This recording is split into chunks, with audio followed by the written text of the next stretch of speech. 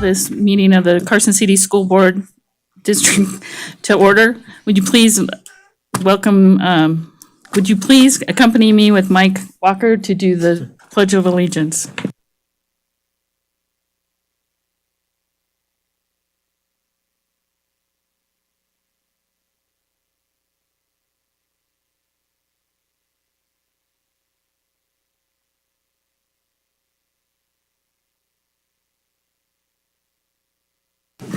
Thank you. And now we will have the Empire Elementary Choir lead us in the national anthem.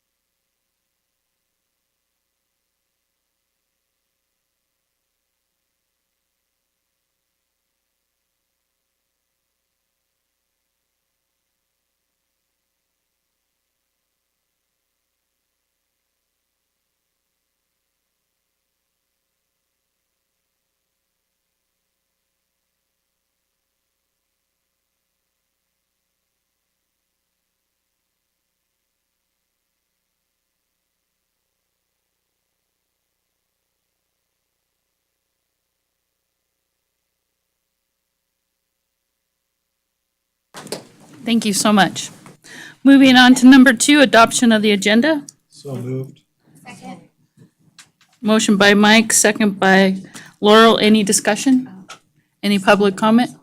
We're going to put you right after this. You're good. Sorry, I didn't. Should have told you. All those in favor? Aye. Moving on to superintendent's report. Mr. Stokes? Thank you, Madam President, members of the board. As you know, we have our students from Empire Elementary under the direction of Kelly Ehrenfeuchter. We're glad that she's here tonight and grateful for the families and parents who have helped to bring our children here. So we're going to turn some time over to you, Ms. Ehrenfeuchter.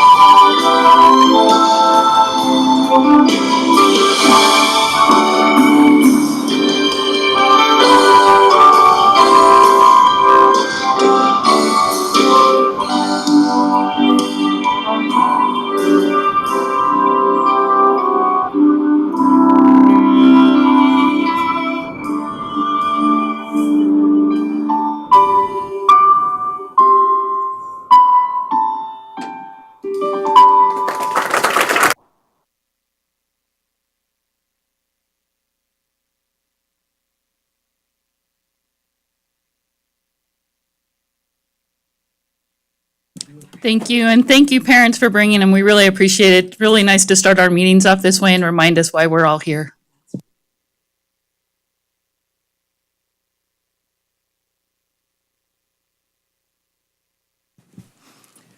Madam President, before we continue on with my report, I'd like to offer just the suggestion that the families, if they would like to stay, they're welcome to. If they'd like to leave, this is a good time to do that.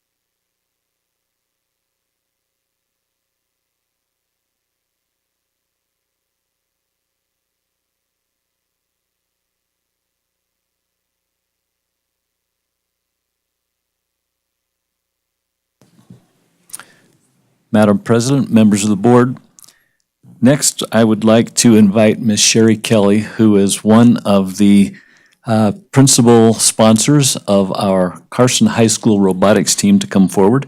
She has with her members of the coaching staff and students who have done very well this year with this particular activity. Ms. Kelly, would you please come forward?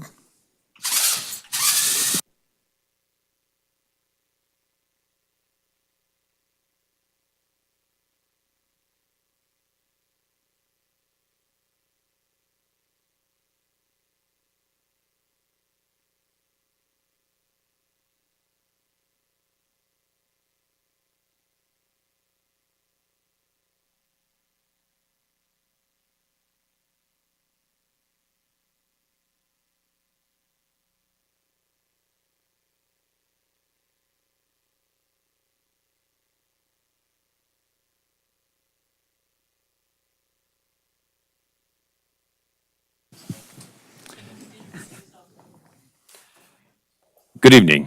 First of all, I'd like to thank you, Madam President, and members of the board for allowing us to be here tonight. We appreciate the opportunity to talk about the accomplishments of the Carson High School robotics team. My name is Scott Duncan. I'm one of the coaches of the team, and then I'll let the other coaches and team members introduce themselves.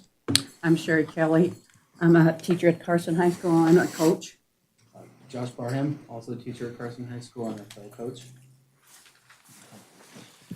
I'm Folks- Casanova Segura. I'm a captain at the Cyber Mafia. Folks, if I could just have you, when you talk, just push the little button on the microphone, and that way we can hear you. Okay. I'm Nanami Duncan, and I'm the lead programmer of the team and also in charge of the team's engineering notebook. My name is Nevin McAwee, and I'm the vice captain of the team, and I'm also a builder and a driver of the robot. My name is Michael Carini, and I'm a builder on the team. So we have a total of 10 members on the team. We have 4 here tonight with us. And the team was started at Carson High School in 2012. This is the 6th year in operation, and so far this has been the most successful year we've had to date. This particular year, going into the Northern Nevada Championship, the team was in second place in the robot game standings. At that tournament, we got knocked out in the semifinals, but we won the top overall judged award, making us the champions here in Northern Nevada. 2 weeks later, on February 9th, we traveled down to Las Vegas and competed in the state championship. At that event, we won a number of awards, including the top award again, making us the state champions. They also were second place in the robot game, took first place in something called the Compass Award, and took third place in something called the Promote Award. And in addition to that, we have 2 individuals here with us this evening. We have Nanami Duncan, who was a finalist for the Dean's List, which is the highest individual award, and Nevin McAwee, who was a semifinalist for the Dean's List Award. So the team starts its season in September, goes through league competitions throughout the months of November, December, and January, and then culminates with a Northern Nevada Championship at the end of January and the state championship at the beginning of February. By winning a state championship, we also won an invitation to go to the World Championship, which will be held in Houston towards the end of April, April 17th through the 20th. This will actually, even the short 6-year existence, this will be the third time the team will be going to the World Championship. So we're very proud of their accomplishments. It's actually the first time that we've made it to the World Championship by winning the state championship. And so we're very proud of that. Does the board happen to have any questions? Any questions? Richard? I'm wondering, how long did it take to build that robot? You want to answer? All right. So. There you go. Okay. So the season was long. As you said, it started at September.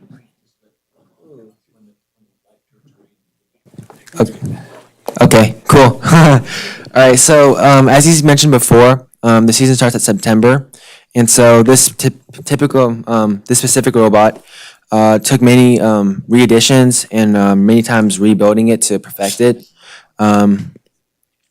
The competition itself is composed of 4 individual teams for each round, and that makes up a tournament. And so there's different missions within each round, and each round individually, each robot can choose what they want to do to earn points in that round.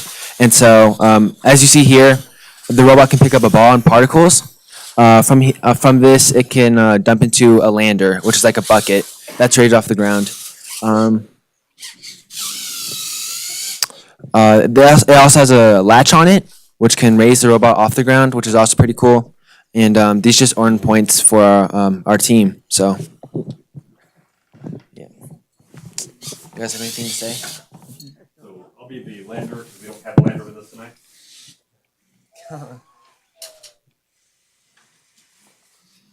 It would lower itself at the beginning of the competition, has to do that automatically via the programming. At the end of the competition, it would come up to the lander and be able to lift itself back up again. Like this.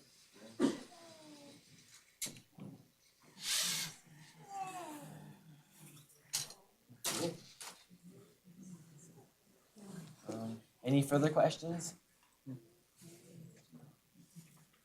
I'm just impressed with the Boy Scouts that are very excited too to see what their robot's doing. Are those pool noodle pieces that are your grabbers on the sweeper there? Okay. Yeah. Okay, so you guys want to talk about it? No, you can tell me. Okay. I think when we saw it, you had another type of rubber tubing on there. Oh, was that this year? Yes. Yeah, okay, so a lot of teams, they have sweeper type deals that pick up particles. We found out that the pool noodles work best for what we're trying to accomplish. We also had surgical tubing for like doctors and stuff, and that would use as a sweeper. This just has all the qualities that we really want. So we ended up with this edition and brought it to state, and we got this far, so it's pretty cool.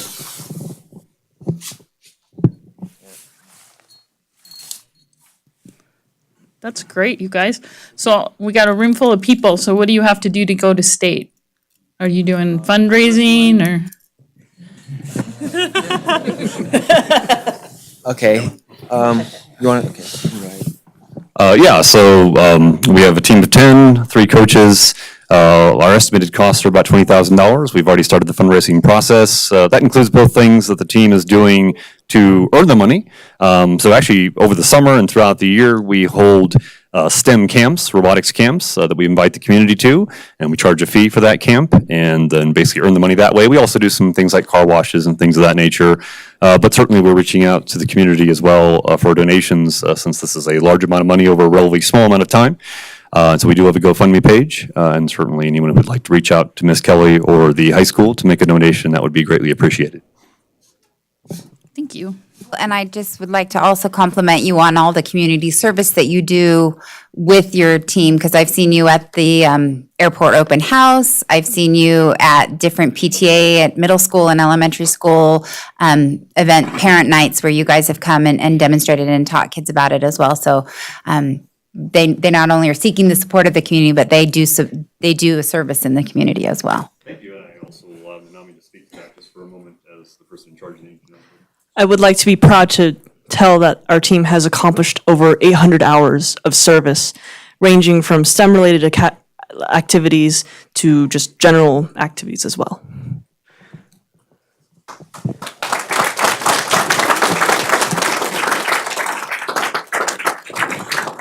Yeah, they do demonstrations. They act as instructors and mentors at some of the lower level robotics programs for younger kids. Like I say, we've been to libraries and schools. We've mentored teams. They actually coached 2 teams this year of, again, the lower level kids, kindergarten through 3rd grade kids doing a version of this robotics program. So they're involved in many activities in the community and try as much outreach as they can. Also, an opportunity to mention that on March 16th, Saturday, at Carson High School, our team will be hosting a robotics tournament that will bring in not only teams from here in Northern Nevada, but we already have a few teams from California signed up, and we're seeking some teams from Idaho and Oregon to come join us. So that's also a version of outreach, and at that event, we're planning on having the CT department at the high school exhibit some of their activities, as well as bring in some of the, I would say, STEM-related businesses in the area to exhibit what they do as well. So hopefully it'll be a great event. That's great. Thank you so much. Do you guys have anything else you want to include? Good Congratulations. job. Good luck.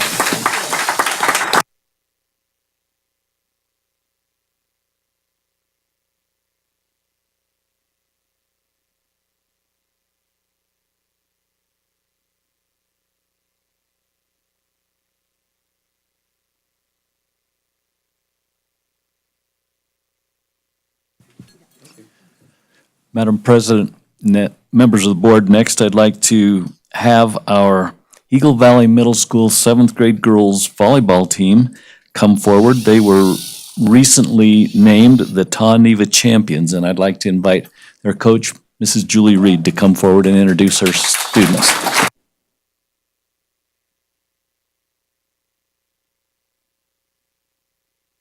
Well, our visual aids aren't quite as exciting as Miss Kelly and her team brass, but we did bring our trophy and the girls the medals that they achieved this season. This is the Eagle Valley Middle School 7th grade volleyball team, and they won the Ta Neva League Championship this year. They had 1 loss, but all the rest of their games were wins. And I'm going to have them introduce themselves first before I say a couple things about them. So Before they do that, just to let the parents know, if you guys want to come over here, up here, you can get their faces. yeah, go ahead and grab. I'm Jamie McGee. I'm Malia Alvarado. I'm Elena Hudson. I'm Andrea Enriquez. I'm Corinne Turnow. I'm Kylie Wentz. I'm Jaylani Jenkins. I'm Montserrat Isa. I'm Linda Angano. And I'm Julie Reed. I was lucky enough to get to coach these girls. Not only are they talented athletes, but I've had most of them in class the last couple of years, and it's been fun to watch them grow up. They're very kind classmates, and they're strong leaders in their group of peers. And they also are very good academically, which is nice. I stress the importance of dedication in the classroom as well as on the court. So I did want to point out a couple of girls that do have 4.0s, which is hard in middle school. There's no extra boost and you can't get any A-minuses.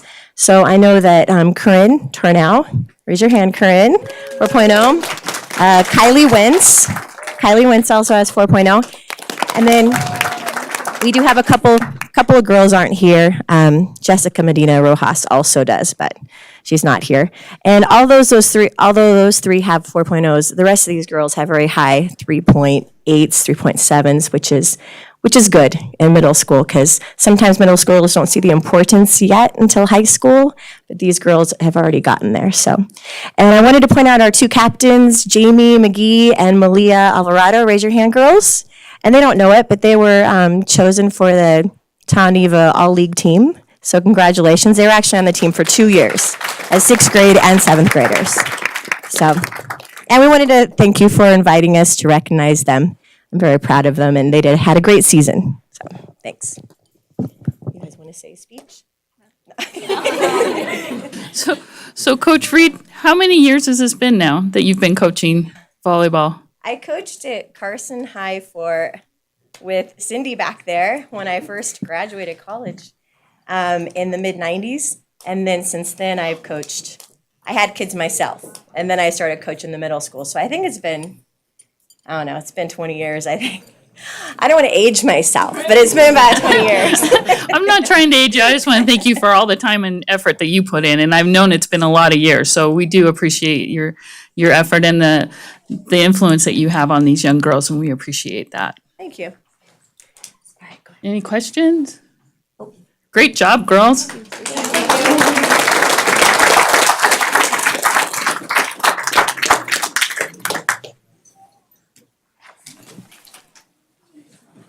Madam President, that's my report for tonight. Thank you. Thank you, Mr. Stokes. Going on to number 4, board reports, starting with Carson High and Miss Ginger. Welcome. Hi. At Carson High right now, we are redoing our Winterfest week, which is a major dance, and we have a spirit week before it. This week's kind of low-key because it's our second time doing it. The original dance was supposed to take place on February 9th, but was canceled due to weather and dangerous driving conditions. Our dance theme is Dr. Seuss because this Saturday when the dance happens is his birthday. On Monday was Whoville, which was Crazy Hair. Today was Crazy Socks, Fox and Socks. Tomorrow is Cat in the Hat Day. Thursday is Thing 1 and Thing 2, Twin Day. And then Friday is Oh, the Places You'll Go, and you could wear a college shirt or something that has to do with a job you'd like to have in the future. Spring sports are also starting this week, which are baseball, softball, track, swim, and boys golf. And tomorrow night, the FBLA, Future Business Leaders of America, are putting on the talent show, and it's at 6:30 in the community center here. Great, thank you. Casey from Pioneer. Hello. Congratulations to Christina Dame, our senior in the spotlight for the month of February. Welcome the new Pioneer High School team member, Carol Ruff. She will be doing special education transitions. Congratulations to Pioneer High School artists Anahi Pacheco and Isaiah Zacharias. Anahi earned the Silver Key Award, and Isaiah earned an honorable mention in this year's Scholastic Art Awards competition from Northern Nevada. Thursday, February 28th, there is a science field trip to the Carson River to learn about wildlife in winter. March 4th is an early release day. There is a field trip to Mesa Rim Climbing Center on March 8th. The ACT test is coming up on March 12th. On March 13th, there is a Project Discovery ski trip to Squaw Valley. The Nevada Museum of Art Scholastic Art Awards ceremony is on March 14th, and that's all. Thank you, Casey. Moving on to board reports, Laurel. Okay, for Fremont Elementary School this week, they are celebrating Reading Week. And so their theme of the week is, do you know that reading gives you superpowers? So they're going to have special guest readers, including Colo News anchors Noah Bond and Rebecca Kitchen, Nevada Highway Patrol dispatchers, and Reno Aces Archie. They're going to include dress-up days, door decorating contests, family engagement, reading minute challenge, and more. So they're having several dress-up days this week, including Fremont swag, poem in your pocket, dress as your favorite book character, dress like your favorite superhero, and pajama days. So one of the things they're going to do is keep their favorite poem or write a poem and keep it in their pocket to share with other students. And then they're going to have giant pockets set up throughout the school to exchange poems. They also will have mystery readers, and then the kids are going to compete in how much they've done, how many minutes they've read each night, and they're going to keep track of that for the school-wide. And what else do they have going on? There's the door decorating. She sent me a long email, so I'm making sure I'm getting everything on here. Some of the other guest readers that they're having include Mike Alger, a meteorologist, Shelby Sheehan and Joe Hart, Southwest Gas, UNR cheerleaders, Amazon area managers, Kenny Furlong, and the Carson City Fire Department. So they've got quite a few guest readers coming in that'll be walking through our classrooms. So kids are very excited about it, and they're really looking forward to celebrating this week. For Fritch Elementary School, they too are celebrating Reading Week this week, and I saved Mr. Brown's report. So they're having dress-up days.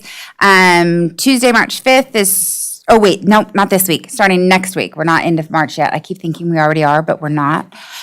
It's really gone, February's gone way too fast. So next week they're starting Reading Week. So they're gonna have dress up days too. Dress up as your favorite book character, wear your clothes inside out, be your favorite Dr. Seuss character, and then read a book with a flashlight. So they're gonna have red glow in the dark and neon colors.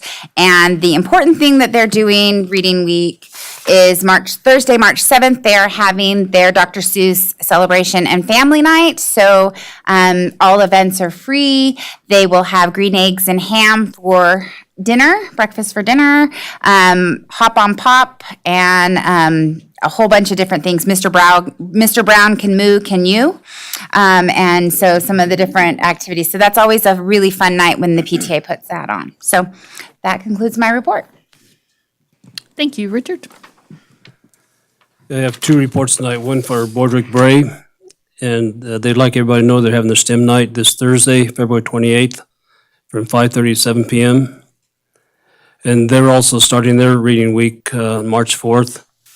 And their theme this year is Reading is Out of the World, or Out of This World. And they're going to have a dress-up day every day starting Monday. And their character is going to be Dr. Seuss, or / their favorite character dress-up. And their goal is to read 24,901 minutes, which happens to be the distance around the world in miles. And if they reach this goal, then the principal, Mrs. Hutchison, has a treat for them that's out of the world, she says. So on Tuesday, March 5th, they're having their monthly PTA meeting. It's going to be from 3:30 to 4:30 p.m. in the library. And on Wednesday, March 6th, they're having the jump rope assembly for the people who've been participating in the jump rope program this year.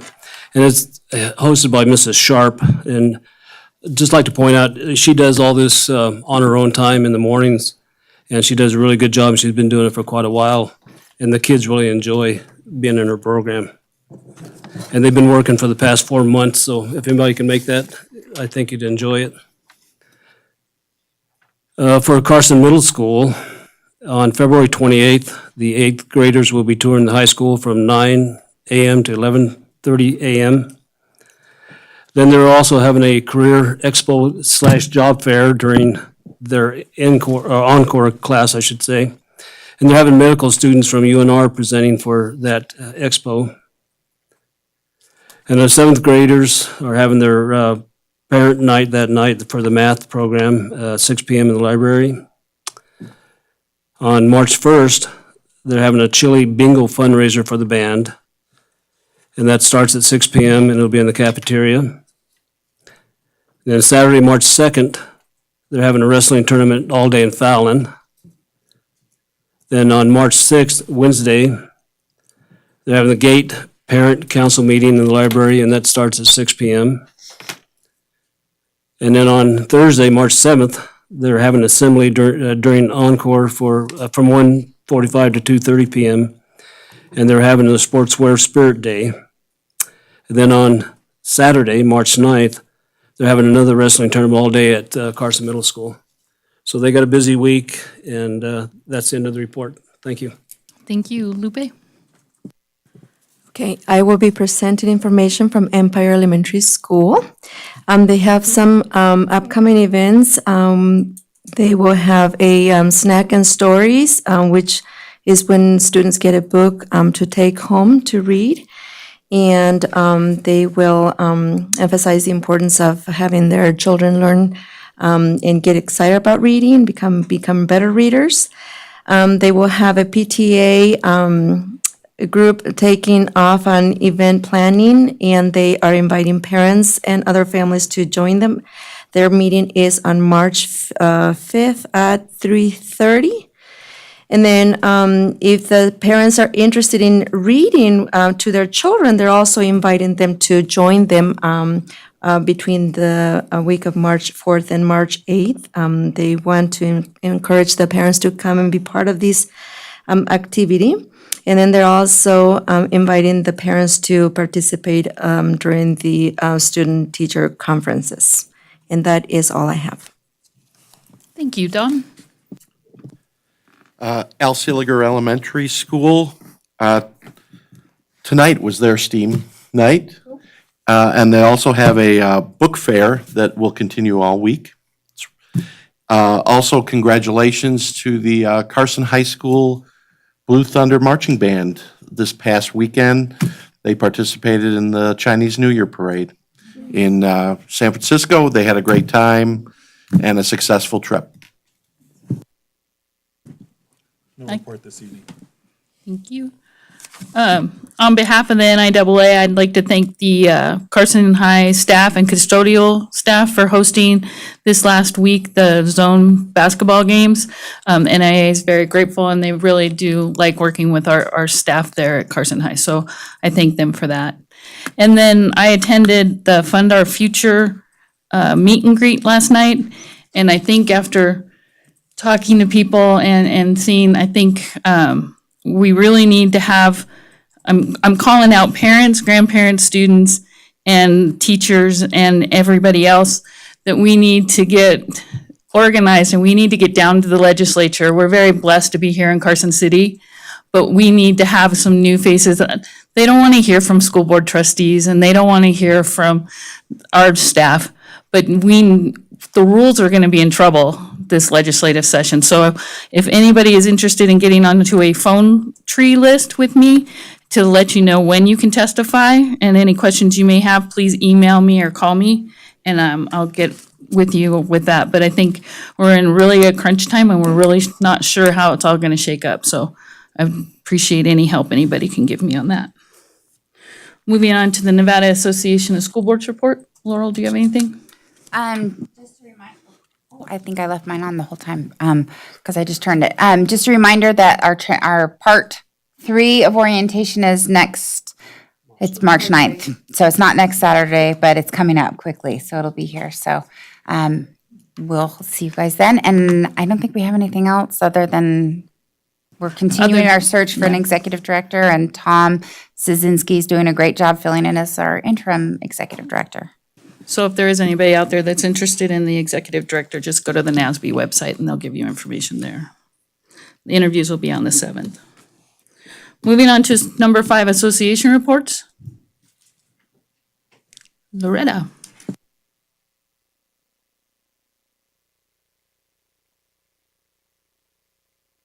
It's green, okay. Hi, I'm Loretta Marson, VP of CESA. Good evening, Madam President, trustees, administration, and Renee back there. I just want to let you know we met with Dr. Delphin, Jordan, and AJ after the last meeting we had here on that Wednesday, and we started our first kind of general information on a restructuring for our job descriptions. It was a nice conversation. We're meeting again tomorrow, so I'm sure that's many meetings that we're going to be having over this school year. But we're hoping that this is going to streamline our job descriptions, makes it so much easier for negotiations. We can't always win, but at least we make some people happy. And I just want to let you know too that on President's Day, a lot of the educators, classifieds, teachers, and whomever else, we were down there rallying for education, and we dressed for red for ed. And so I think even though it was a cold day, at least it was sunny, and I think we made a good presence, and we were on a lot of the TV stations that evening. So we'll do whatever we can, just call on us and we'll wear our red. Thank you. Thank you. Moving on to number 6, public comment. Comments may be made by members of the public on any matter within the authority of this board. Please note that public comment will be taken on items marked for possible action before action is taken on such items, and members of the public are encouraged to comment on such items that are being considered. Although members of the board may respond to questions and discuss issues raised during public comment, no action may be taken on such matters until the matter is placed on an agenda for action at a meeting of the board. In making public comment, speakers are asked to come to the podium, sign in, speak into the microphone, identify themselves for the record. Speakers are asked to limit their comments to no more than 3 minutes and not simply repeat comments that have been made for others. Is there anyone here for public comment? Thank you. Seeing none, we'll move on to number 7. Discussion and possible action on consideration of a resolution in support of the Schools for Climate Change, a nonpartisan grassroots youth adult campaign with a mission to empower schools to speak up for the climate action in order to protect current and future generations for possible actions. Ms. Breeden. Welcome back.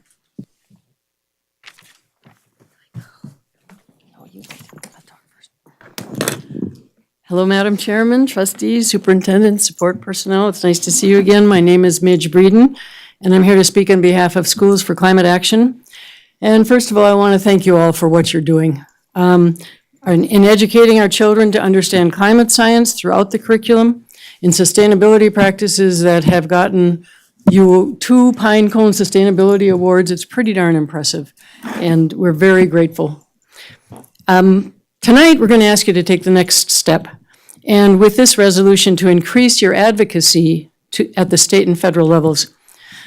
Climate change is not a partisan issue. It's a justice issue, a human rights issue, and a generational issue. Congress has failed to act, and by doing so, it has put our current and future students at significant risk. We know the harm, and we should not be silent witnesses to the neglect that national inaction on climate constitutes. By passing this climate action resolution, you can clarify the moral imperative for Congress to act to protect our students. We are asking you to join at least 29 other school boards across California, Colorado, New York, and most recently Washoe County, who have passed nonpartisan climate action resolutions. If you do pass this resolution, likely hundreds of school boards across the state and nation will join you.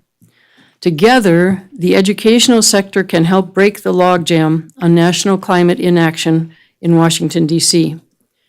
We have 2 students with us tonight that would like to testify, and we have at least 3 adults, but we'll all keep it short. You're next. Okay, so hi, I'm Sophia Watley. I'm 11 years old, and I'm going to be 12 on Thursday. I'm currently in 6th grade in Carson Middle School. I'm grateful for you for the amazing teachers I've had and have.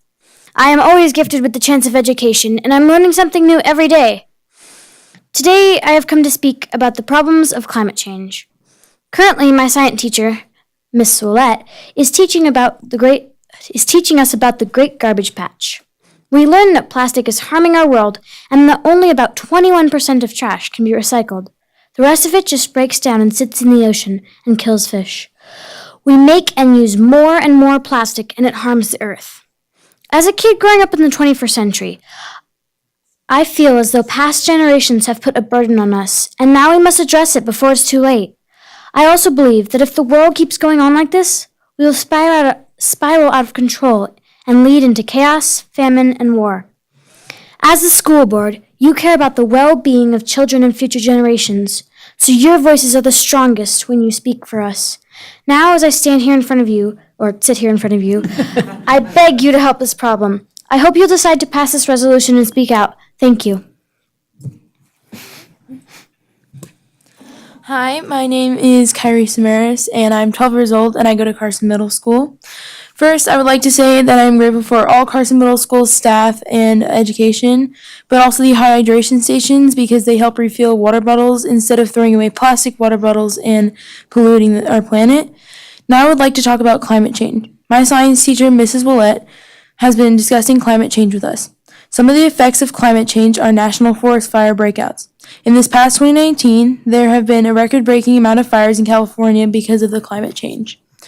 This affects us because fires can destroy homes, wildlife, plants, food, and there have been numerous deaths as well.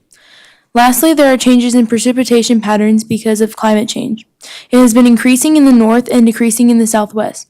This is supposed to increase in places that don't even get much precipitation, like Africa and Chile. We are causing this to happen because of one main thing: pollution. I think we could reduce and reuse. Please consider passing this strong climate action resolution. Thank you.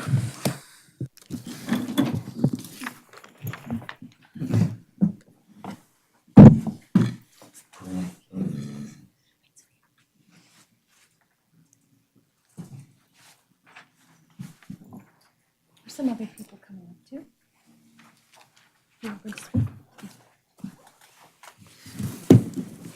Madam President and school members of the school board and its staff, I'm Dr. Sandra Koch here, and I spoke with you the last time that you met, and I'm here again because I am hoping that you guys will go ahead and vote in favor of this commitment.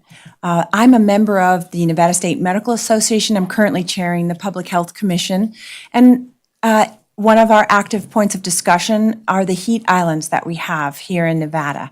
We have a heat island, which is an area of Earth that is hotter than the surrounding areas because of the way that that land is being used in Reno and again in Las Vegas. And those areas are actually at much greater risk for human harm coming to them than the other areas around them because they're much hotter, and therefore the people within them suffer greater harm. We are looking at the other cities who are heat islands around the nation, Phoenix being one of them, and looking at the actions that they're taking in order to try to reduce that heat island effect that they're suffering from. I think it's important to recognize that not just the school board, but that lots of different organizations around the state and around the country are looking to try to change the conversation on this and move us towards a solution to climate change before we suffer from the consequences of it to a point where we are unable to react. Thank you for your time. Madam President, trustees, my name's Chaz McQuarrie, and I've lived in Carson City for over 30 years, so my kids have long graduated from the Carson district school system. But I still have an interest in education because one of the hats I wear is the youth exchange officer for the Carson City Rotary Club. And our Rotary Club sponsors 2 inbound exchange students every year who go to Carson High School as juniors. This year we have Lucas Brito from Brazil and now Kusakari from Japan, and Lucas is with me here today. Climate change is affecting all of us now, but it's going to have the most effect on generations to come, our students and future students. And we owe it to them to encourage our elected representatives to take action, meaningful action at the local, state, and federal level.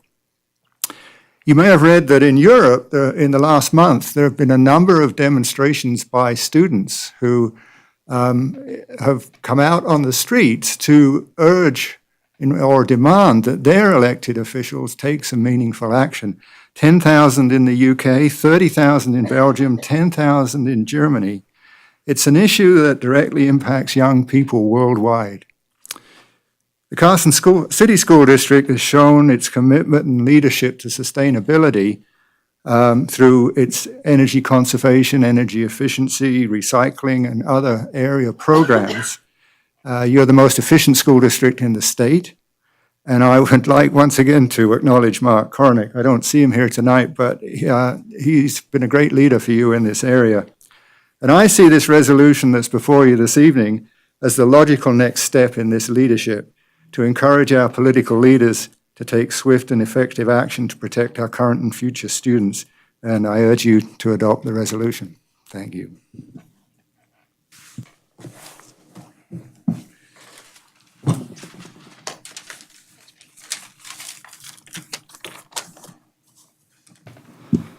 Hello, board and trustees. Thank you for having us. My name's Lisa Schutte, and I am a retired health teacher with Carson Middle School. I'm also a member of the Citizens Climate Lobby, and as you know, I spoke with you a few weeks ago. I really encourage this district to embrace the Schools for Climate Action. Listening to Sophia and Tyree, their voices are incredible, and they really speak from a perspective of a problem that they're going to face, that they're really going to have to live with, more so than we are. I was just thinking about the idea of ignoring a problem. And when we ignore a problem, it doesn't go away. And we certainly tell our students that when we ask them to study for a test. By ignoring the fact that there's a test, that creates a bigger problem instead of actually being able to deal with what we're wanting our kiddos to learn. As a health educator, I used to speak to my students about decision-making based on what is, based on facts, based on reality. In the case of health, based on your body, and how decisions that you make can really change the course of your future for good or for bad. And the decisions that we're making now in terms of our climate are kind of that critical. What we decide to do or don't do will impact future generations. And if we're talking about wanting what's best for our kids, I think we can all agree that we want what's best for their children as well. So I ask that you support the Schools for Climate Action, and I thank you so much for having this discussion and for being open to our wonderful students and this fantastic move forward. So thank you.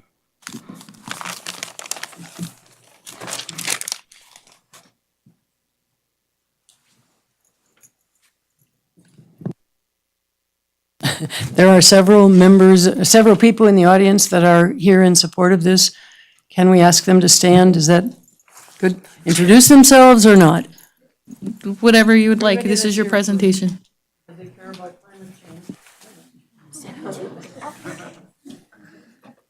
Thank you. Thank you. So we'll open it up for any discussion from trustees.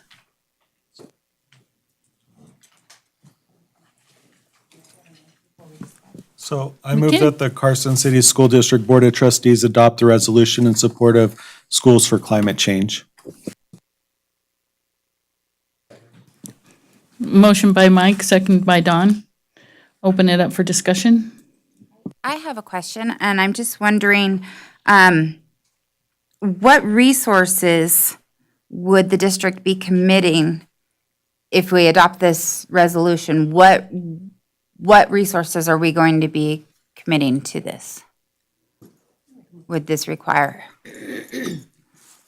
I believe that the resolution just asks that the superintendent will share that resolution with state, our governor, our state Congress legislators, and the U.S. legislators, and with other school boards. So I think it's a matter of sharing the fact that we have passed this resolution. That's all that I mean, there's a lot more that could be done, but that's all that the resolution commits you to doing.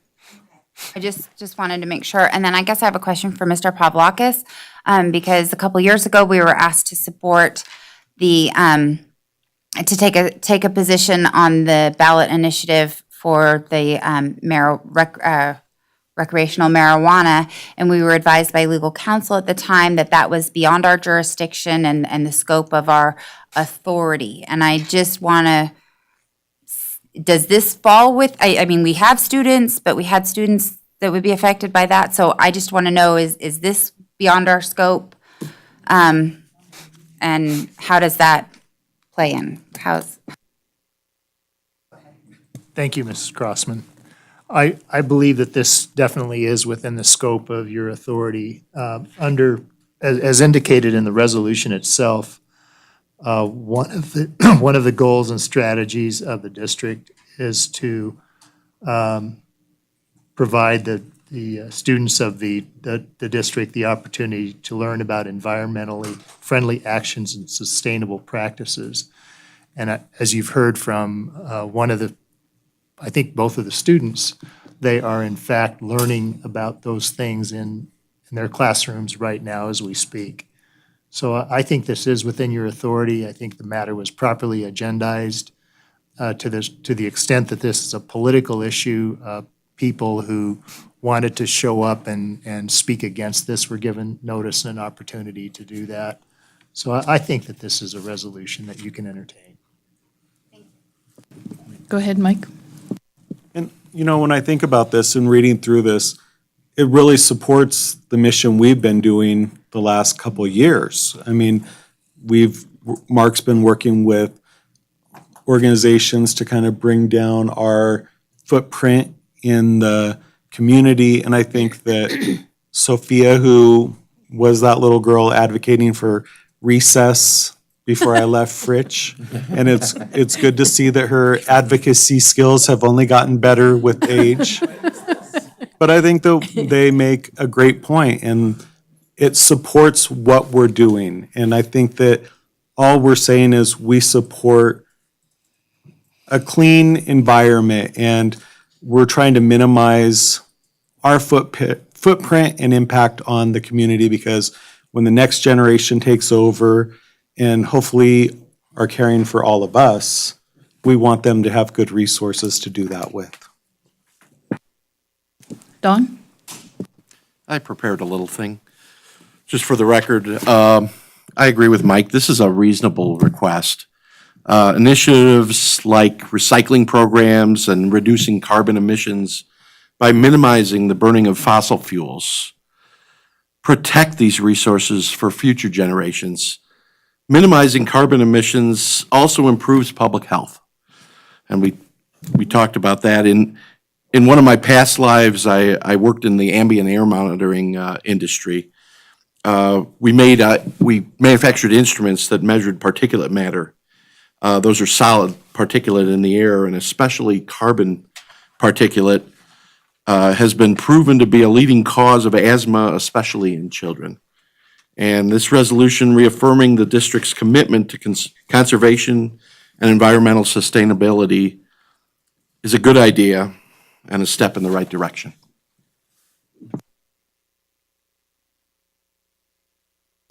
Thank you. Any other comments? I just want to, as you know, the National School Board Association's conference is coming up in March. And one of the resolutions that's been put forth by the Pacific region, which we are a part of, is one on climate change. And I just want to read that real quick because it coincides with everything that we have here. And it is that NSBA recognizes and understands the significant negative impact that rapid and ongoing climate change has on America's schools, students, and their communities. NSBA advocates for funding for school infrastructure needed and emergency funded for disaster relief caused by natural catastrophes and extreme weather events. And they have quite a few examples, which you guys have already put out there. But I wanted you to know that this isn't just us, it is a national issue, especially for school boards. So, and I look at it the same way as we've endorsed Invest every year, that we've had a legislative year, and that's a political thing. And then Fund Our Future when they came to us. So I don't have anything, and I think that this just benefits our community and our schools and our students. So don't have any problems with it. Any other discussion from board members? I just want to thank the students for coming forward and advocating on behalf of themselves and their schools, because we don't get a lot of authentic student voices with these types of issues. So nice job. Is there any other public comment on this motion?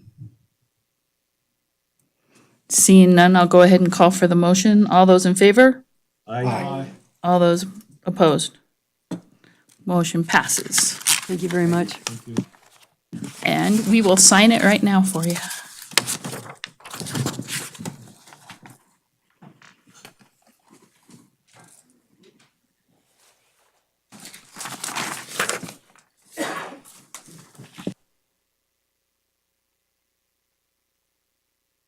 Thank you all for coming and for your advocacy for this.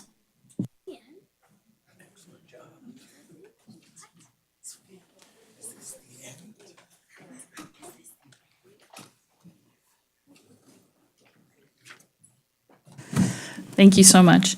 Moving on to number 8, discussion and possible action to approve and the adoption of the 2019 6 through 12 English language learners material for English language development for the city school district as budgeted for possible action. Mrs. Kima.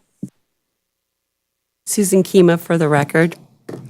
Tonight, Dr. Laura Austin, director of our district's Title III English Learner Program, Dr. Tanya Carone, and myself, she's our EL implementation specialist, and I are pleased to present to you a selected material for the grades 6 through 12 English Learner Program. I'm here to testify that the selection process followed requirements in NRS and NAC 390. I would like to acknowledge the committee for their work and dedication to this academic progress. Teacher Jennifer Chandler from the high school, class English learner experts and teachers, Joe Arnott, Linda Belknap, and Thomas Chandler. And then along with, of course, Dr. Carone and Dr. Austin.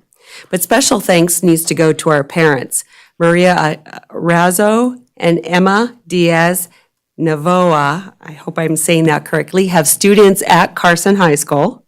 Brenda Ramirez and Hector Benitez have students at Carson Middle, and they also happen to both have students at Fremont as well. And Nelsa Aguilar is our parent representing Eagle Valley Middle School. Besides the parents, it should be noted in the minutes that we did not have any additional community members review the materials.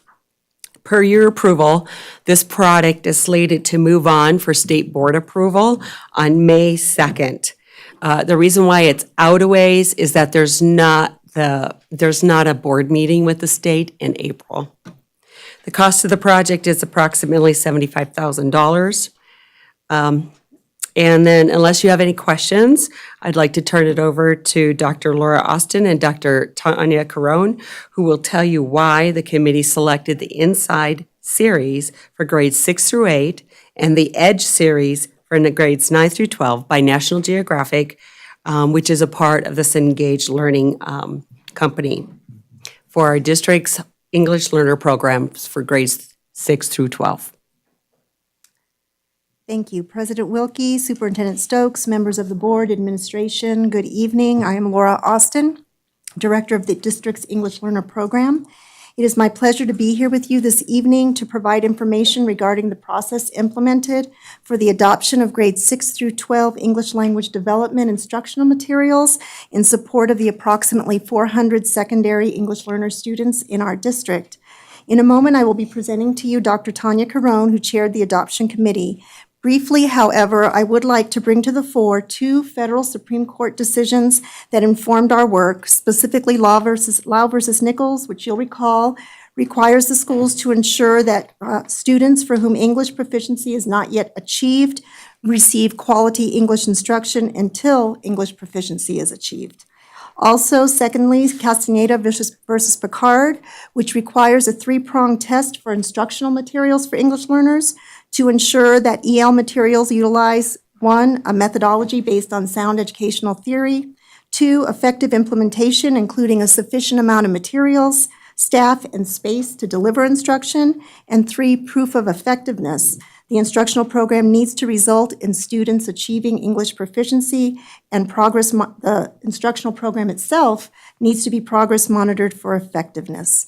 So with these parameters in mind, our committee set to work under the leadership of Dr. Tanya Carone, who is the implementation specialist for our English Learner Department. Dr. Carone holds a master's in TESOL and a PhD in literacy studies, and she is an adjunct faculty member at both Sierra Nevada College and Southern Utah University in their English learner departments. Clearly, the district is very fortunate to have her instructional leadership, and I thank her here formally before the committee and the community for that leadership. And I now pass the presentation on to Dr. Caron. Thank you, Dr. Austin, members of the board. I'm very pleased to be here with you to share with you a little bit about the process that we undertook and that we engaged in to secure high-quality, standards-based instructional materials for, as Dr. Austin stated, the approximately 400 students enrolled in grades 6 through 12. I'm also most eager to provide some of the highlights of the materials that underlie the committee's selection for recommendation. The committee was formed in the fall to include a cross-section of stakeholders. The committee met for a total of 6 times over a period of 3 months. These meetings included presentations from the respective vendors that were considered, as well as meetings with parents. Parents involved in the selection process were accompanied by the school district's parent advocates that provided assistance in the parent's native language. Accordingly, parents were also afforded the opportunity to give feedback in their native language. And this was done in an effort to ensure that parents of English language learners were provided an opportunity for meaningful participation in the adoption process. Our initial review process was informed by 2 sources.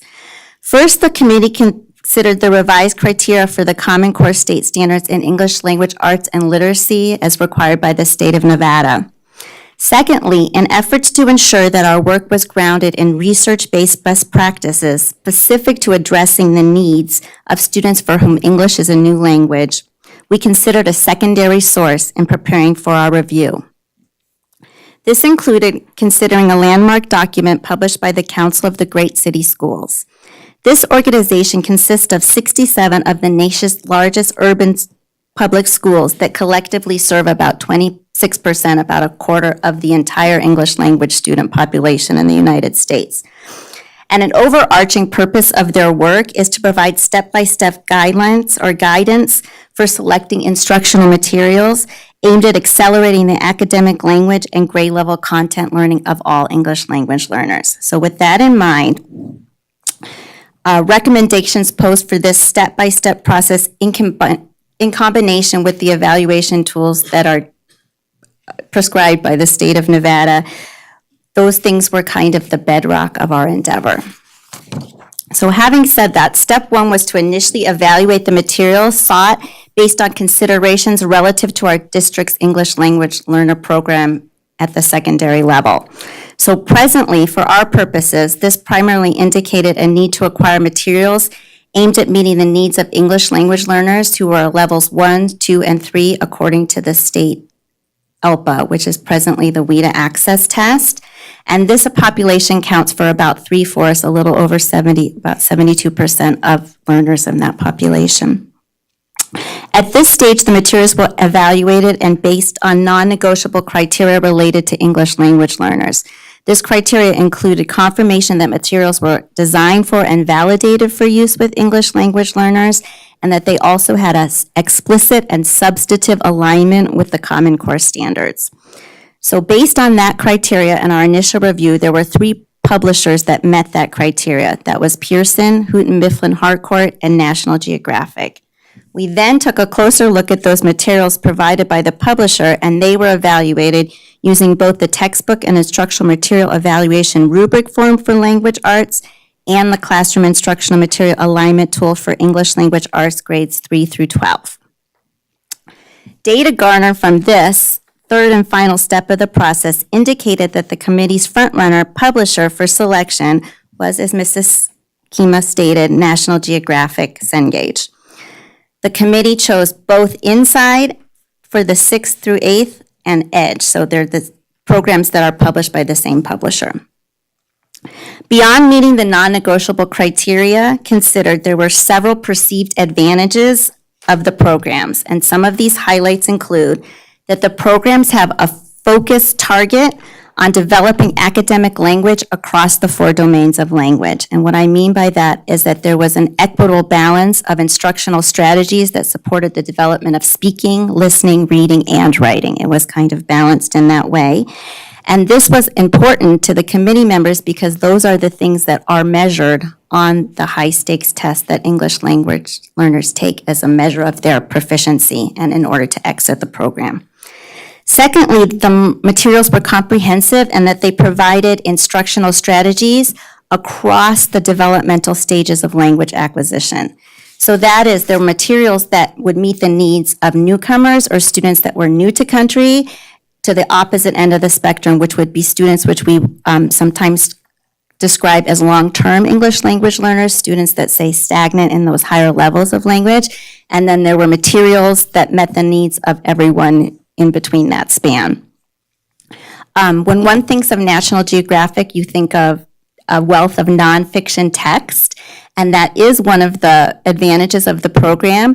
But beyond that, the program also includes wide genres of reading, and that includes classic literature, and then what I kind of think of as modern classic literature, kind of like contemporary juvenile fiction.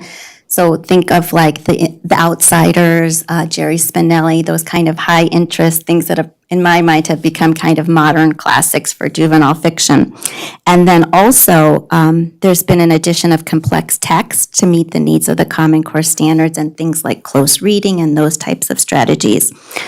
Another key feature that the committee cited as positive was that the program has a balance of technology and print media. And that was of importance so that the program wasn't relying too heavily on technology or solely on technology or the converse, solely on print media, that there was a balance for both teacher access and student access. And then a final advantage that the committee cited was the continuation so that the program was at the middle school and the high school. They felt that that gave students who continued in the program kind of consistency over format and those type of things of materials as they worked their way through the levels of language proficiency. So in summary, the spiraling of materials along with the ideas and ideals that were put forth by the committee were kind of part and parcel of the committee's efforts to take steps forward in securing access to high quality instructionally rigorous materials for English language learners at the secondary level.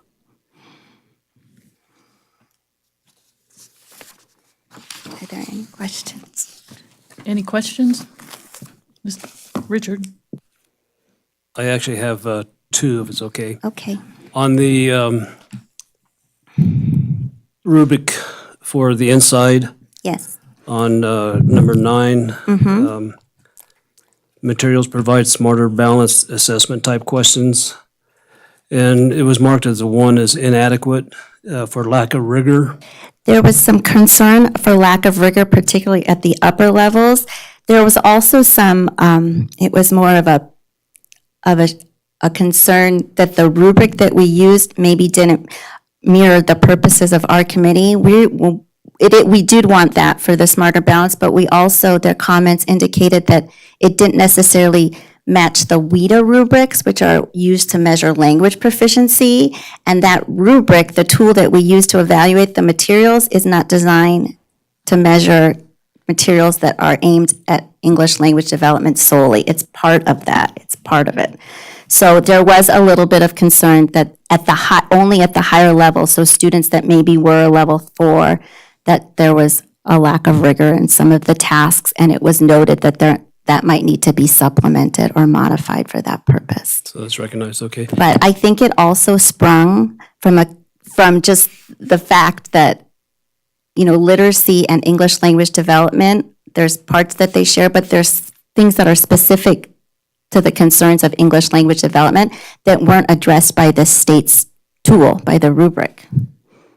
Okay. It doesn't take into consideration the assessment task that English language learners will face on a state's. So it can be supplemented, okay. Yes. The other one, if you look at when you do your narrative on inside and edge, one of the concerns you listed here, or somebody listed, included the outdated information and graphics represented in the materials. Yes. And it says it was discussed with the vendors, but it doesn't really go on to explain if the issue was resolved or what the vendor had to say. Yes. I recall specifically that it was not necessarily the quality or the accurateness of the information. It was things that were very specific. So for example, there were pictures of things like fax machines or flip phones that were very relevant. So as with technology, the minute something, is printed, it's already going to be outdated, especially if we're looking at, materials. But when we addressed it with the vendor, she pointed out that in most cases, those images were not, they didn't impede the integrity of the academic task, which is the goal. So that it was just kind of the nature of printed materials that address technology, but it wasn't the information, or it didn't impede the quality of the task, the academic task. So you feel comfortable with it? Yes, and I feel she also indicated that for the materials that weren't print media, that they would make efforts to kind of try to update those things when possible, and also gave some guidance on how you could supplement that, or how to turn that into a teachable moment that satisfied the academic language building task. Okay, thank you. Anyone else? Lupe? I just like to make a comment that as an English language learner, I can honestly appreciate this adoption of these new materials. I browsed through it and I was like, I wish I could go back to kindergarten and just go all over the materials. And I thank you. I thank you for these efforts in helping our English language learners improve their education. And I also want to thank you for including the parents to have input in this development. I think it's very important, and I think that they're very essential stakeholders that we need to keep engaged in these proposals. So thank you. Any other discussion? And I think that, Dr. Austin did a really good introduction of Dr. Caron, but she also is the person responsible for the majority of our TESOL endorsed teachers in this school district. And so thank you for your service to our school district. So we appreciate your leadership. Thank you.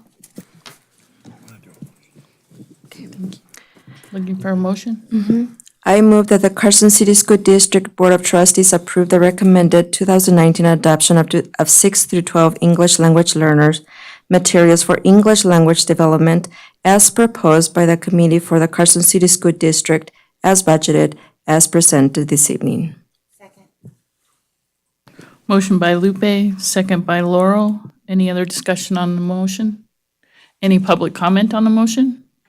Seeing none, all those in favor? Aye. Motion passes. You are ready for adoption. Thank you all for your time, and please take back to the committee. This is quite the extensive report for adoption, so we know there must have been a lot of work that went into it, so we appreciate Thank that. you for your support, always. Thank you so much. Thank you. Thank you. Thank you, We have guys. Teacher leaders leading teachers. That's always a great thing for our district. Thank you. Moving on to number 9, presentation and discussion of tentative budget scenarios and assumptions for fiscal year 2019-2020 for discussion only. Mr. Fueling.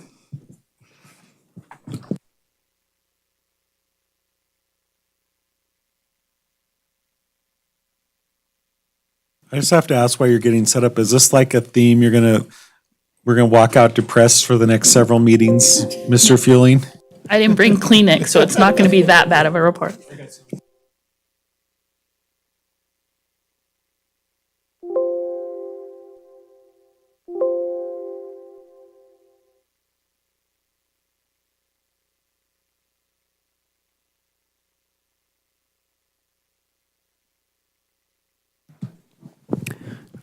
Thank you, trustees. Andrew Fueling for the record.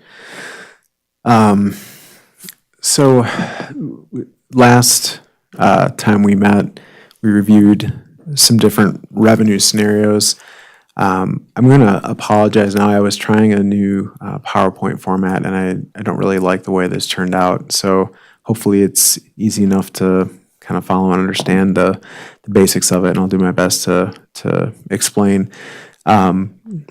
This presentation follows a little bit more of traditionally kind of we would do a budget assumptions presentation early in the budget cycle, kind of where we are. I've also included some information that came with NDE's K-12 budget presentation that they gave to the legislature, just to give you an idea of a couple things happening at the state level as well, but then ultimately getting kind of into our particular case and our impact.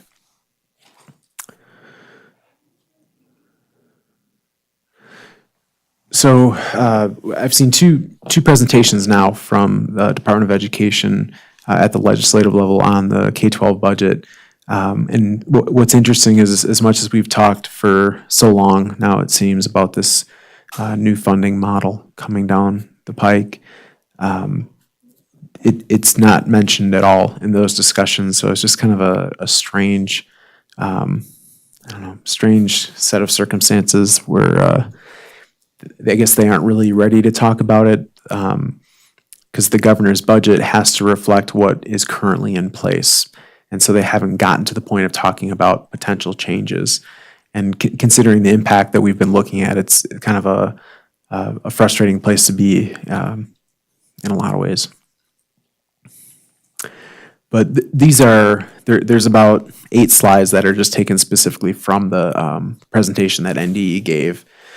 And I just wanted to point out a couple things. So the at-risk students, and there'll be a little bit more on that. There's a significant, and I'm saying this in terms of kind of the old, or you say if the current way we're funded. So there's some funding that we get for students deemed at risk, which is at this point the state identifies them as qualifying for free and reduced lunch.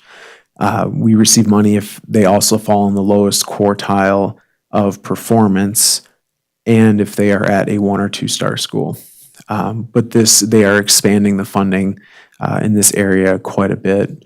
Again, as I'll show later, there's a lot of new funding going into school safety, and with particular purpose that'll be defined a little bit later here, and to some benefit to Carson potentially if it would get legislated in. Read by 3 also will see quite a bit more money potentially. And it's strange too, because we've been applying for these grants already, but they haven't actually been given the breath of life in the new biennium yet. So it's kind of a strange occurrence as well. So when the state starts going through, when NDE presents the budget, they show some of the major factors. And so just the LSST is the local school support tax.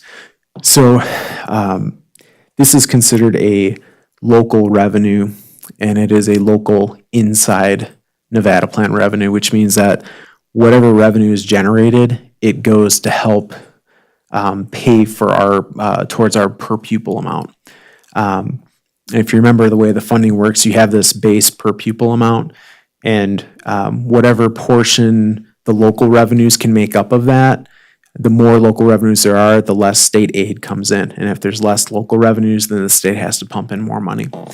So from the state's perspective, this is good news, because they have pretty large increases built for local school support tax expected statewide, which will relieve the state of some of its burden. And we've received our own projections from taxation here locally that will now be built into our model as we try to figure out our budget for next year. We have not received projections yet on property taxes, but as again, kind of an indicator of the health, that's actually something I was gonna say too with LSST, it's really a great, to me, indicator of the health of the economy. It's basically a sales tax. So if that's increasing, that means the economy is moving and times should be good. Property tax reflects basically the same thing. So that you have increasing property values around the state. And that will also offset some of the state's burden when it comes time to fund education. Often I'll get asked about where's the marijuana money. So I thought I would just add this in as well, and what that looks like as far as a total amount of money. Again, there's questions, of course, if not that money makes it our way, but that maybe some other money then is taken away. So that's always an ongoing concern in our discussions. And the same thing with the 2009 room tax, which generates a lot of funding statewide.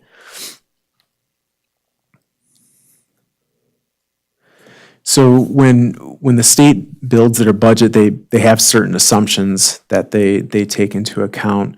And so they ask us early on before the session saying, hey, what concerns do you have? Where are your increases? And they try to modify their ask to the legislature, or their ask the governor's budget office as far as what they can get basically to help us out. So built in is an increase in medical insurance of about, on average, 3.75% each year, which we've done pretty well with medical insurance, but a lot of districts have not. So I'm surprised the number is that low, actually, if that's supposed to reflect reality for districts across the state. Our PERS rate as of July 1 will be increasing to 29.25%. So statewide, they again have tried to include that in the governor's budget that he's recommended to the legislature at this time. Special education funding. If you just pay attention to the column furthest to the right, it just gives you the total amount. So you can see it's increased actually pretty dramatically in the last 5 years. It still doesn't come close to covering the total cost of special education in the state, but it's an effort, I guess you could say, that's appreciated. Zoom schools, so there's money specifically designated for English language learners, as we just heard a little bit about the curriculum on our side. That is continuing at the same level of funding as it was in the last biennium, which is $100 million over the biennium. If you look at just the bottom line there, funding, if there's going to be more money, it would say enhancement, but here it's just the funding, it stays the same. So it's $50 million a year for schools. The Nevada Ready 21 grant, funding for that is $20 million over the biennium. We, of course, were a great beneficiary of that over the last number of years, but that appears to be winding down for us, and especially with the fact that there's not new money coming in to support that grant. Great Teaching and Leading Fund. That's not as large a one, but we've utilized that in our district to help fund TOSAs and some other areas. The SB 178, so this was that one with students that qualify for free and reduced lunch are in the lowest quartile of performance and are at a 1 or 2 star school. We got funding specifically for them. That is a significant enhancement over the prior biennium. So altogether, $67.8 million in addition to the $72 million that was there last year. So it's a pretty significant increase. AJ? Oh. Yeah, I have a quick question about that. From what I've heard, the structure of those funds are going to change. And so how are you anticipating that impacting? How many schools have the SB 178 money here? Is it just Pioneer High School? Yeah, the only school we have that qualifies right now is Pioneer. And that's, I think we get just over $40,000. So it's really not all that much, but Pioneer's a small school, so there's not a real large population because it's a $1,200 per pupil amount that qualifies.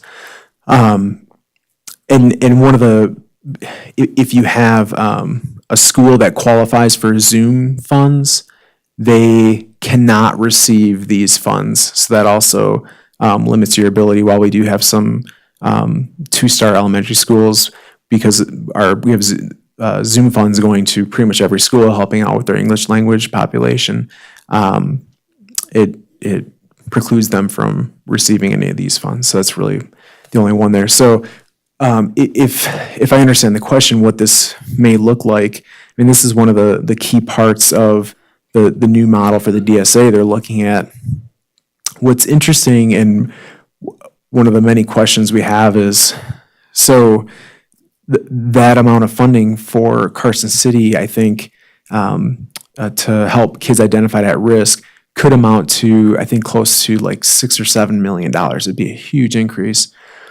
But if it's truly, the question is it truly a categorical funding stream where we have to very clearly show how we're utilizing those funds? Or is it just a part of the calculation to get you to this new kind of larger general fund amount where you can kind of use it a little more freely and with more flexibility? And we haven't been given any direction. Is that kind of what you were thinking of the question? Yeah, I mean, I'm just saying, because I've been told to anticipate we won't have those funds next year, so I'm sure it's the same for you as well. Oh, yeah. Yeah. Yeah, it'll be, again, it's interesting because this is reflects the current reality and how we receive these funds and how they're used. And in that new model, if that would come about, I assume this all goes away and it's just built into that model. So again, just a lot of questions to be answered. School safety. So this was a big, over the last year, obviously, last decades, a lot of issues nationwide with school safety. But over the last year, Governor Sandoval met with the school superintendents and they talked about things that could be done to help with improving school safety and the climate within the buildings themselves. And so there's a significant amount of money coming in some various ways that are supposed to help with school safety. So altogether, it's about $54 million of increase over whatever there was previously to help with school safety, which a lot of it was really just the social workers in school at that point. And they plan on paying for it with a marijuana tax. I wasn't clear, I didn't get clarification if that is a new tax or just part of the current tax that comes out of it. So we'll learn more about that soon. But the two things that came out of this that may be interesting for us, three, is possibly expansion of social worker program, actual infrastructure school safety projects that there will be money for, and then possibly paying to bring in more school resource officers into schools. So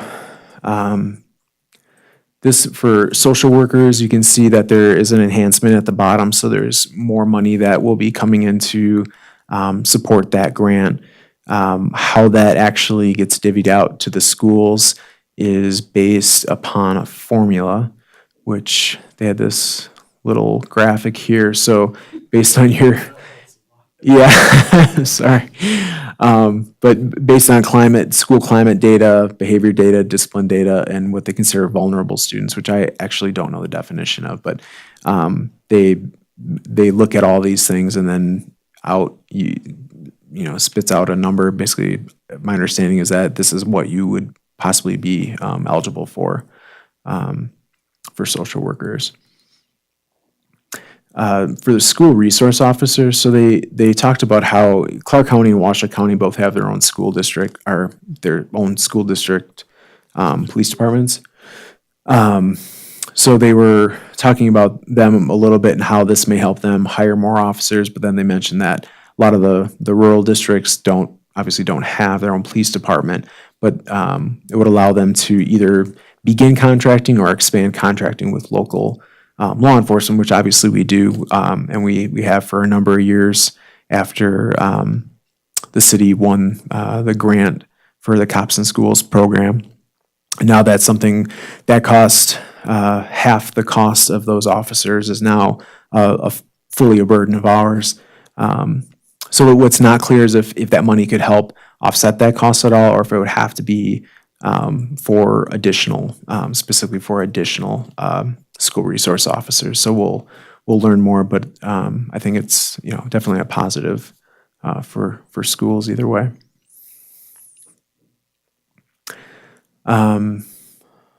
That's kind of the same thing.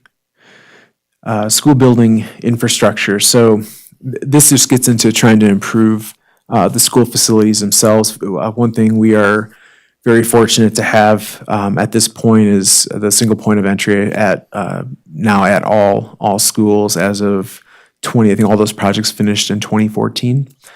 So we're a bit ahead of the game from a lot of districts in regards to that.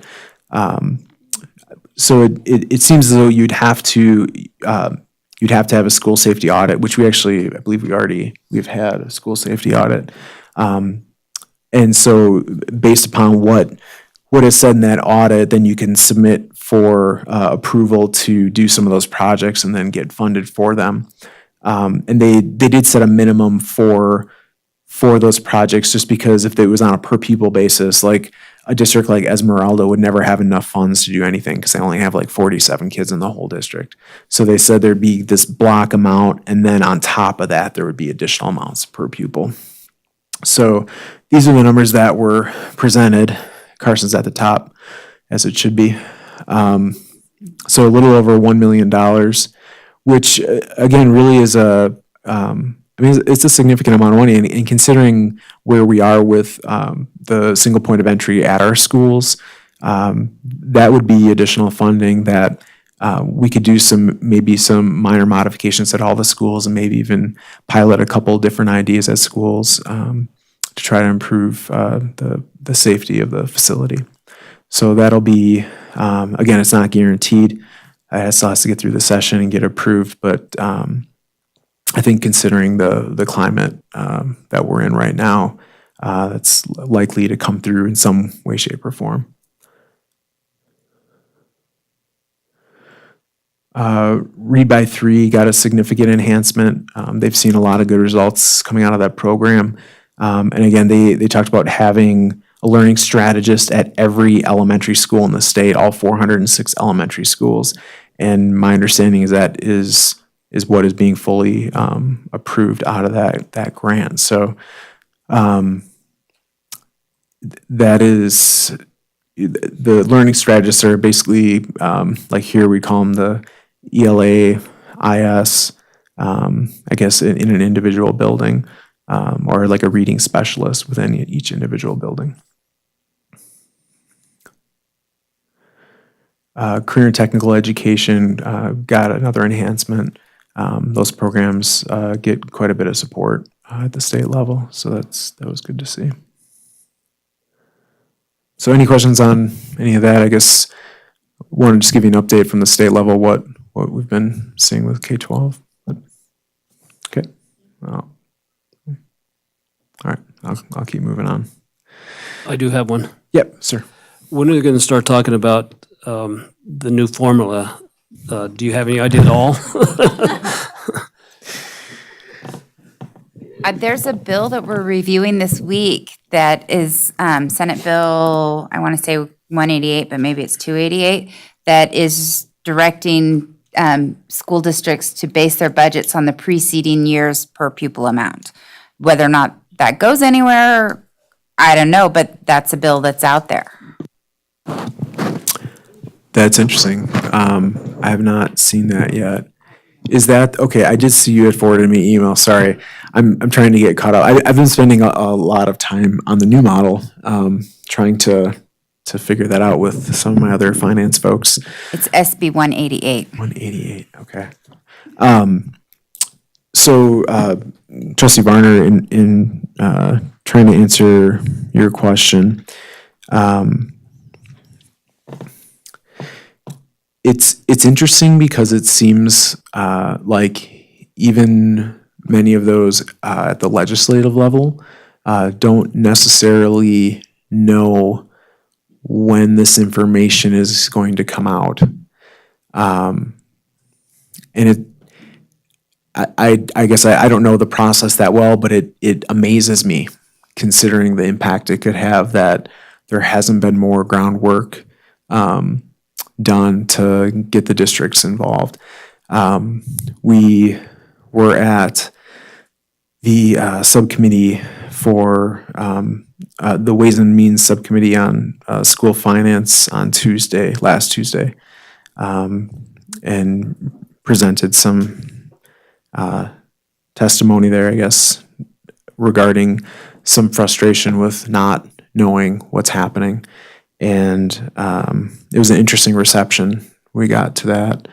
But we were basically told after they were done that they just weren't ready to have, that there's work in progress, but they weren't quite ready to have the school districts be a part of it yet.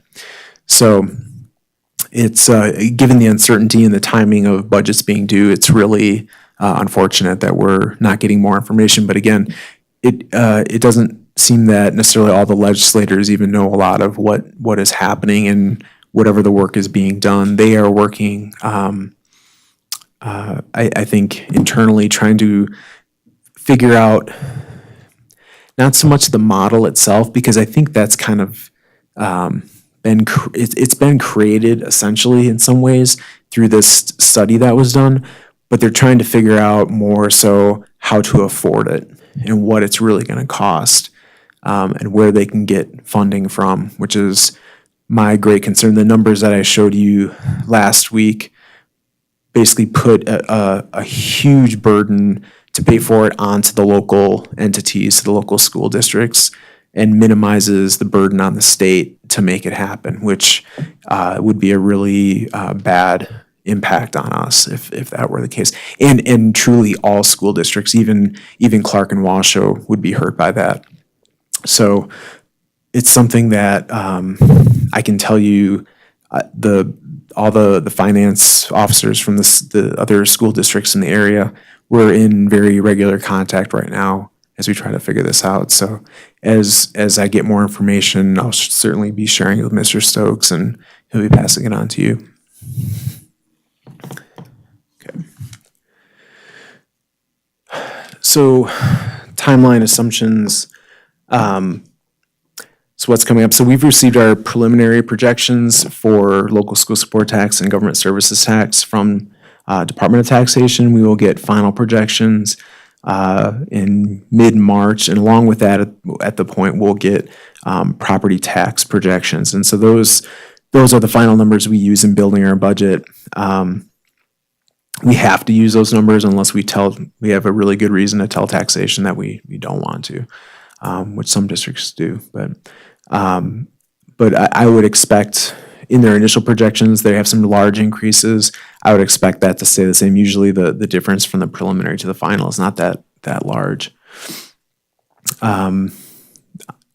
Our other kind of large piece, we all know, waiting from NDE, who's really waiting with the legislature, is what per pupil amount. In prior years, we generally have an amount that we can estimate fairly accurately. But this year is definitely an exception to that norm. So we continue to monitor that. Enrollment, I'll have in a bit just what the estimate is. But obviously there's a lot of development going up across the city. Again, I think the last meeting we presented the projections for enrollments across the city. There is expected growth, but a good deal of it is actually at the secondary level, not so much at the elementary level. But overall, we still expect the district to be growing in total student population. Under class size reduction, if class size reduction continues, that program, and we don't know that it is, although the ratios likely wouldn't go away, but the extra funding stream that comes in to support schools to meet those ratios that was instituted back in 1991, that we don't know what that funding looks like, but we do follow what's called the alternative plan. So in Clark and Washoe, they are not allowed to be in the alternative plan, and they have to follow even lower class size ratios than we do, but they're only held to them in grades 1 through 3. whereas we're allowed to have slightly higher class size ratios, but we are then held to them in grades 1 through 5, which actually makes much more sense to me, and I don't understand why the state doesn't allow Clark and Washoe to do that as well, but they don't. Special ed funding, I would expect an increase, but we have no clue what the multiplier will be for that. So to try to pinpoint that at this point is a bit difficult, but I do take a little bit of a stab later with it. Looking at number of students, so count day, we used to have count day, it was the, I think, third Friday in September. Count day really doesn't matter anymore so much as it's 1/180th of an entire school year, and we look at the average over a whole school year, but it still is just, it's a good reference point. So projection for next year right now is an increase of about 65 students. And then you can see on a weighted basis, which is how we actually get funded, what that looks like. And then the actual estimate, I'm sorry, the weighting on count day, but then when you actually look at the whole year, the average daily enrollment over the whole year, that's the bottom number. So again, there's a slight increase, and they're all close to being the same type of increase, but it's just kind of different ways to look at it. So overall, we'd expect to see on a weighted basis for funding purposes, a little more than 50 new students in the district for next year.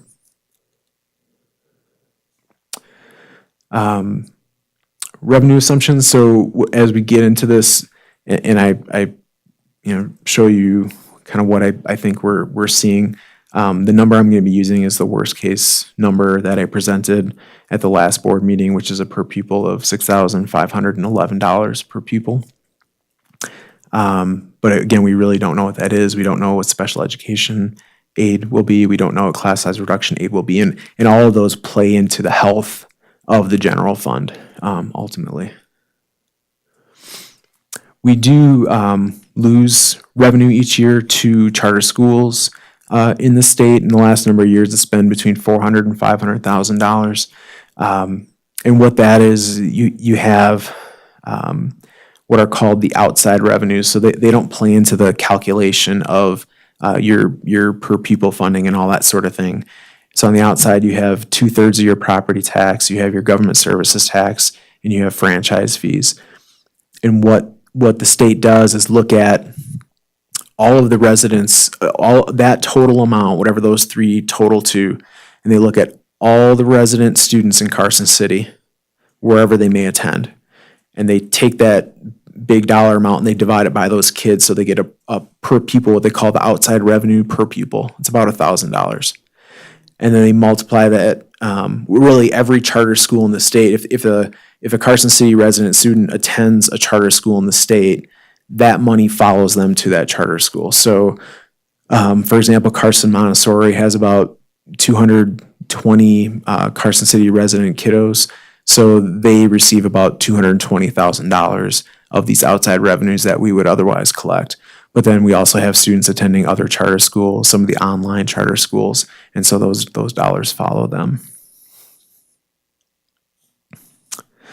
Our own staffing costs currently look to, the impact is about an increase of $1.8 million. That includes a 5% increase in health insurance, and it does include an increase in the PERS rate from 28 to 29.25%.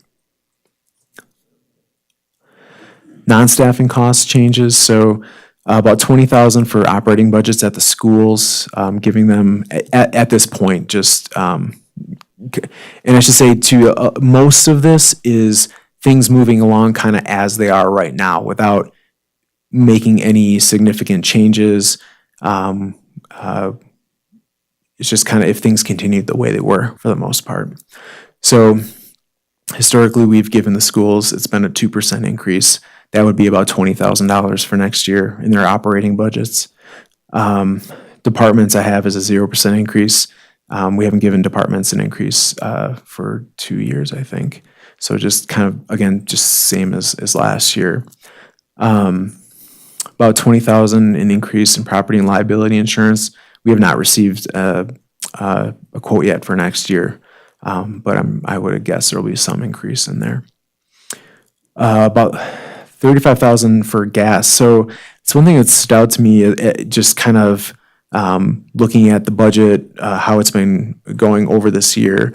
The gas budget, or the gas line for the transportation department has really been quite a bit higher this year, which is strange because prices have actually been lower on a per gallon basis, but due to them running more specialized routes, they've actually had to purchase a lot more gas volume. So that is likely something that would have to be adjusted for next year. We do have our technology replacement program for the schools. That is now in its final kind of step up. So this reflects a loss of the Nevada Ready 21 grant program, and now we will have to start funding the refresh of middle school Chromebook devices, and that is about $250,000 by itself annually. And the idea is that every year, sixth grade would get new devices, and then those devices would move up with the students through seventh and eighth. And right now, the idea is that it would be that sixth grade purchase, and then there would be a ninth grade purchase. So in ninth grade, students would get new devices, it'd stay with them through 10th, 11th, and 12th. And once they get, those students graduate or move on, they then swing down to the elementary level. And there they get spread out and used in the classrooms, and to make the grades 3 through 5 one-to-one possible. So if we were ever to look at trying to actually have new devices at the elementary level, it would only add to that $1 million total to have newer devices going down there as well. Transfers from the general fund. So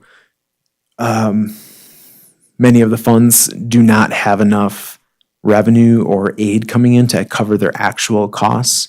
Special education is the largest example, and this is a statewide and generally a nationwide phenomenon that the costs of special education always outstrip whatever revenue and aid is available. So districts have to transfer funds out of their general fund to help pay for that.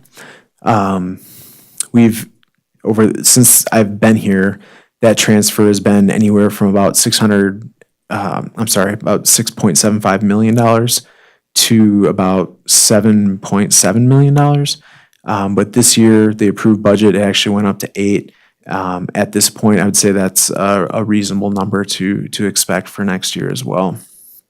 Class size reduction, we usually have to make a transfer over there. It's usually in the $200,000 to $300,000 range.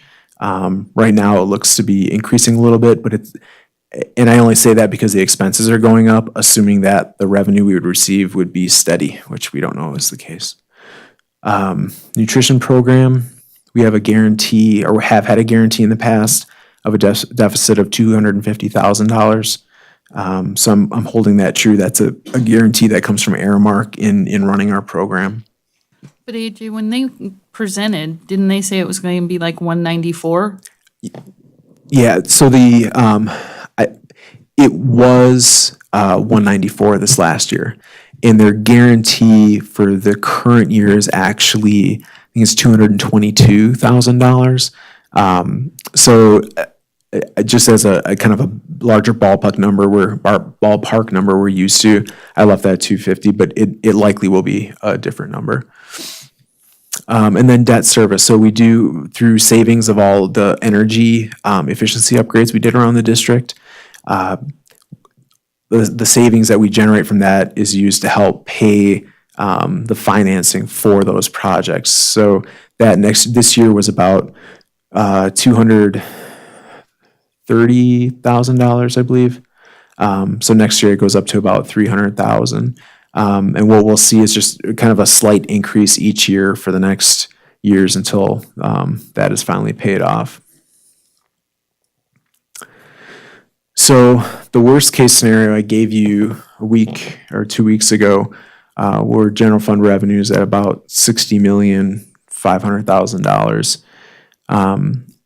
All the general fund expenditures, again, if you kind of leave things where they are, And don't make too many adjustments just for some of the things you know that likely have to happen.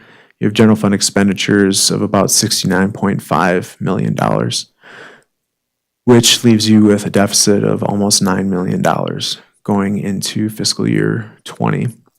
That does not include any carry forward amounts. It does not include contingency.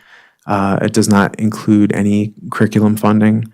It does not account for staff turnover, and there generally is some savings from staff turnover, folks retiring, being replaced by new staff. But we don't, I don't have anything like that built in just yet. And then any actual new staff that we would have to add to meet class size ratios, that is not built in yet either. So, and that's not much, but there may be a staff member or two. So with that, I guess I'll let you ask questions if there's questions first. Any other questions for AJ? Seeing none. Okay, so just to think about that, so at the end of this budget year, it's likely that the general fund balance will be, it currently stands at about 16 million. It's likely to be in the 14 million range. We have a deficit budget this year. So if you approved a budget that looked something like that in the next year, that fund balance would be reduced from, say, 14 million down to 5. And that obviously could not go on for one more year. And so I just think that's, as you're thinking about this, and this is a really difficult conversation for me and a lot of the districts as we're looking at some of these numbers. In the long term, we're very fortunate that we're in a position where even in 1 year we could absorb a loss like that, because there are a lot of districts that aren't even close to being able to do that. So it's just made for some really difficult conversations with the districts, the local finance folks, trying to make heads or tails of this. But I know Trustee Varner, you're asking about kind of a look forward, and with a number like that, the look forward doesn't go very far, and that's really, without trying to get too fancy, it just kind of is that. So. And it's pretty early in the game. I don't think we have to go quite that far yet. But I would like to take this opportunity to thank you and Mr. Stokes, because you guys are going to these hearings. You are talking to legislators, and we do appreciate that extra time and effort that you're putting into this and trying to get answers with not having a state department or ed department and people in leadership. So I do appreciate the extra time that you guys have put into this.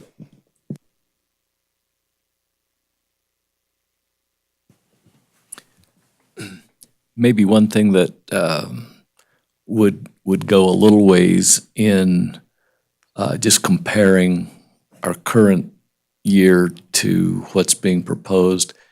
Mr. Fueling, can you just give the per pupil amount for our current budget, and then just compare that to what we're projecting here as the worst case scenario? Sure. So in the current year, we're at it's about $7,200 per pupil. So you're looking at a loss of almost $700 per pupil, and when you multiply that across almost 8,000 students, it's a big number. It's a big change.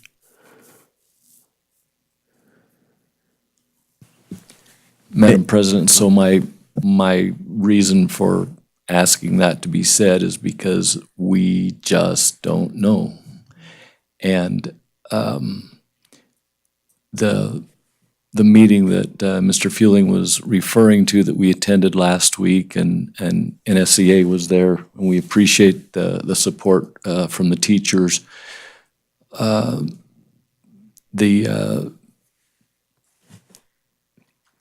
The desire is that we have some direction and that we get that in some way.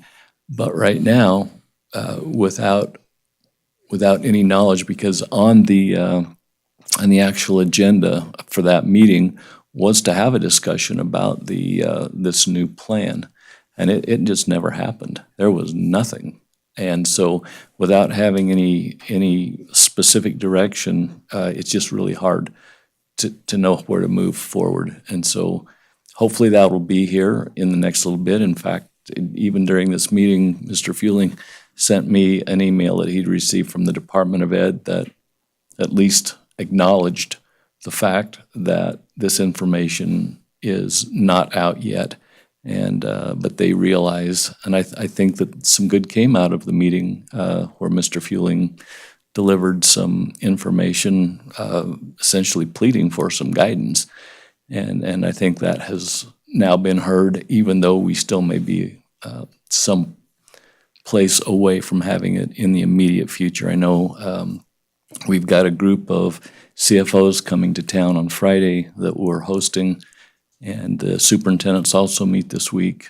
And there's a lot of concern statewide just in how this thing is going to roll out.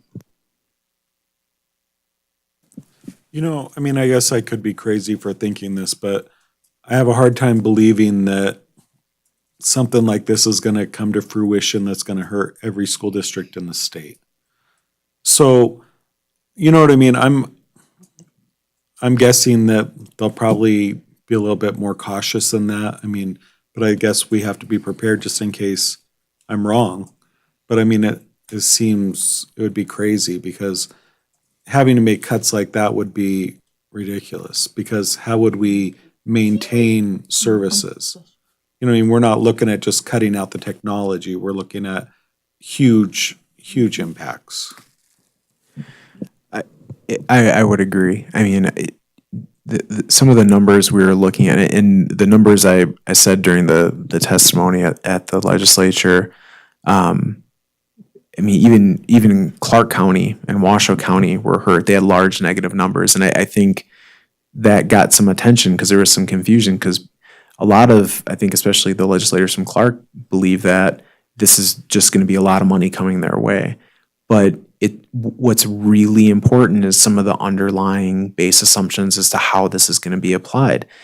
And I don't know that they all grasp that.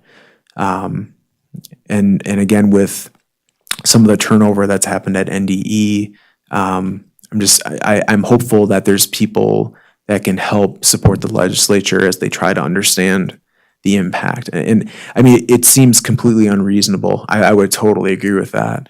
But I hope the point was made that they need to be thinking about some of those things as they come up. And I would just say, I wouldn't necessarily rely on NDE to get that reality out there. I think that reality and that knowledge lives within the school districts. And so you're going to have to keep doing what you're doing, and your colleagues are going to have to do what they're doing, because there probably aren't people at NDE that understand what the impact would really be, is what my guess is.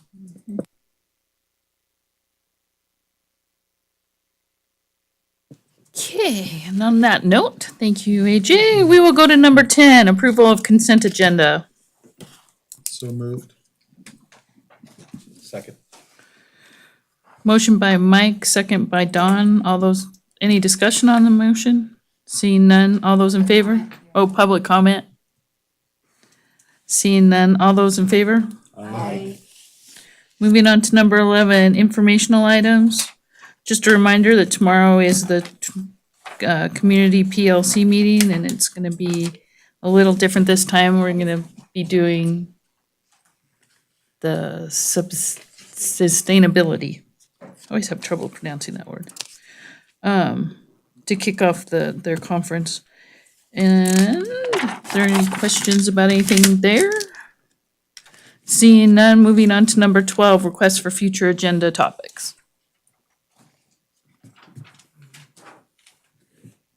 Okay, seeing none, if you think of any in between now and then, please see Mr. Stokes or I. We'll get them on the agendas. And seeing that, we'll go to number 13, adjournment. Thank you all for coming. Have a good night.